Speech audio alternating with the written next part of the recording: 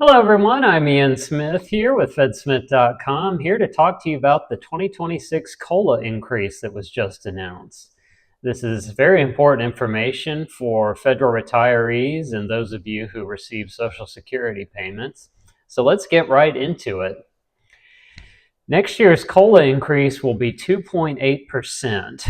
That amounts to an increase of about $56 per month in Social Security benefits. And COLA stands for Cost of Living Adjustment. It's an annual increase in retirement payments based on a formula. This information was announced today by the Social Security Administration based on the September CPI data.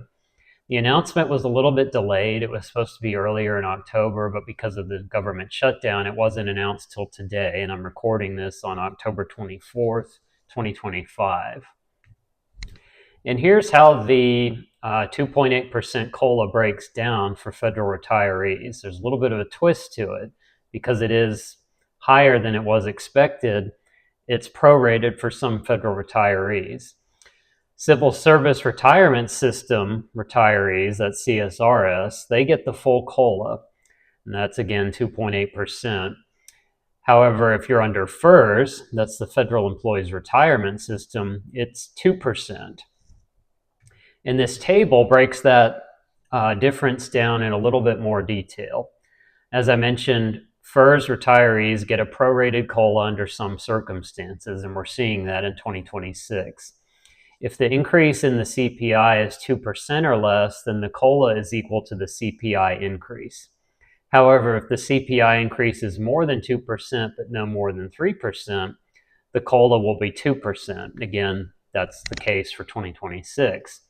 If the CPI increase is more than 3%, then the COLA adjustment is 1% less than the CPI increase. And the new amount is rounded down to the next whole dollar.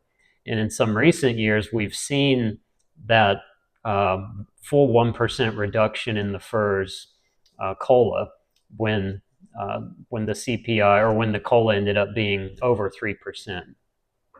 In order to get the full COLA, a retiree or survivor annuitant must have been in receipt of the payment for a full year. If a person has not received the payment for a full year, then the COLA increase is prorated under both plans. Prorated accounts receive 1/12 of the increase for each month they have received benefits. I won't get into too much detail, too much technical detail on the COLA differences. But if you want more information, I've left links in the description to some of our articles on FedSmith that go into more detail. So why do some FERS retirees get a lower COLA?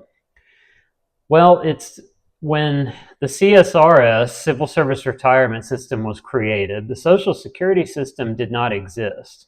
CSRS was created in 1920. And the Social Security Act law was enacted on August 14th, 1935.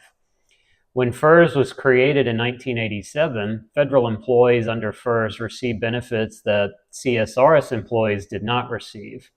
So consequently, Congress created a system of calculating the COLA in different ways, as receiving the full COLA in years when inflation ran higher was not necessary since other benefits were already in place.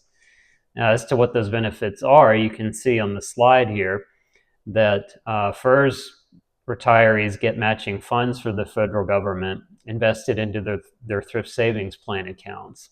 They also get Social Security, and they get the annuity payments in retirement. Additionally, Social Security and TSP benefits that FERS employees get are portable. So the benefits accompany a federal employee if he or she leaves a federal job. So in other words, FERS allows federal employees to leave a federal job without giving up some of what they have earned. This slide goes into a little bit more detail on the 2026 COLA difference between FERS and CSRS. It's important to note that FERS retirees get Social Security payments as well as the full COLA applied to those, whereas FERS annuity payments only get a 2% increase. And you can see in this table here that it highlights that difference. And one last point I wanted to make is that the COLA and the pay raise are not the same thing. There's a lot of confusion around that. We'll see questions from our readers and viewers about that sometimes. But COLA stands for cost of living adjustment, and it applies to retired federal employees and Social Security recipients. Whereas the pay raise only applies to current federal employees. The COLA is not subject to politics or the actions of Congress or the president. You will either get a COLA or not based solely on a formula that is put in place by law and determined based on the cost of living as measured by the Consumer Price Index. The pay raise, however, is subject to politics, and again, it only applies to current federal employees, not retirees.